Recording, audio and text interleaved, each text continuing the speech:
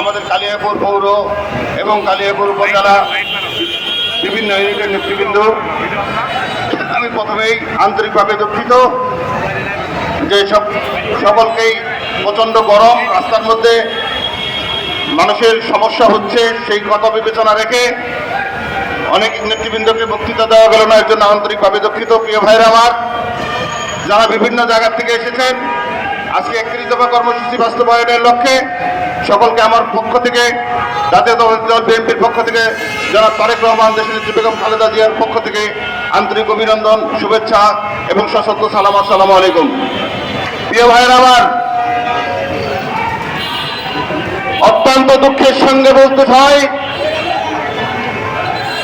এখনো রাজপথ থেকে সেই রক্ত শুকায় নাই, সেই শহীদদের রক্ত শুকানোর আগেই নতুন করে এই ফ্যাসিস্টের দোসররা নতুন ষড়যন্ত্রে বাংলাদেশের যে স্বাধীনতা অর্জন হয়েছে, যে রক্ত ছাত্র জনতার আন্দোলনের মধ্যে দিয়ে যে অধিকার প্রতিষ্ঠিত হওয়ার সময় এসেছে, সেই সময় আবার বাংলাদেশে নতুন করে সেই ফ্যাসিস্টের দোসর বাহিনীরা নানা রকমের ষড়যন্ত্রে ব্যস্ত হয়ে পড়েছে। কাজেই অত্যন্ত দুঃখের সঙ্গে বলতে চাই, ভাইরা আমার, কোন অবস্থাতেই সেই পূর্বের অবস্থায় ফিরে যাওয়া যাবে না। কারণ অনেক ত্যাগের বিনিময়ে, অনেক শহীদের রক্তের বিনিময়ে আজকে এই অর্জন জানি কোনো অবস্থাতে ম্লান হয়ে না যায়, সেদিকে জাতীয়তাবাদী দলের নেতাকর্মীদের সকলকেই সবসময় সচেষ্ট থাকতে হবে। প্রিয় ভাইয়েরা, আজকে রাষ্ট্র মেরামতের কথা বলে,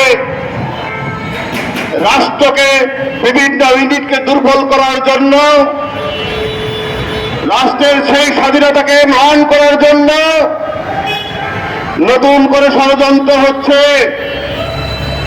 সেই ষড়যন্ত্রের অংশ বিশেষ হিসেবে ফ্যাসিস্ট সরকারের প্রেসিডেন্ট আব্দুল হামিদ সাহেবকে বীর দর্পে চুরের মতো করে বাংলাদেশের এয়ারপোর্ট দিয়ে তাকে পাস করে দেওয়া হয়েছে। যেভাবে ইন্ডিয়া থেকে ভাড়া করে সৈনিকদের এনে আমার ভাইদের উপর গুলি চালানো হয়েছিল, যেভাবে তাদেরকে সুযোগ করে দেওয়া হয়েছিল, ঠিক একই কায়দায় প্রেসিডেন্ট হামিদ সাহেবকেও সেই রাস্তা দিয়ে বিদেশে পালানোর সুযোগ করে দিয়েছে। আমরা সুস্পষ্টভাবেই বুঝতে পারছি নতুন কোন ষড়যন্ত্রের হাত ছাড়িয়ে দিচ্ছে।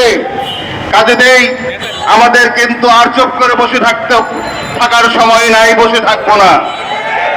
রাষ্ট্র মেরামতের নামে কাল ক্ষেপণ করে, নির্বাচনকে বিলম্বিত করে এদেশের মানুষকে ধোঁকা দেওয়ার জন্য আবার নতুন যে ষড়যন্ত্র হচ্ছে, সেই ষড়যন্ত্রের তীব্র নিন্দা জানাচ্ছি। প্রিয় ভাইরা, আমি ডক্টর মোহাম্মদ ইউনূস স্যারকে বলতে চাই, আপনি একজন বিশ্ববরেণ্য নেতা, আপনি আমাদের বাংলাদেশের মাথার মুকুট। আমরা আপনাকে শ্রদ্ধা করি, সম্মান করি, সারা বিশ্বেই আপনার সম্মান ছড়িয়ে আছে।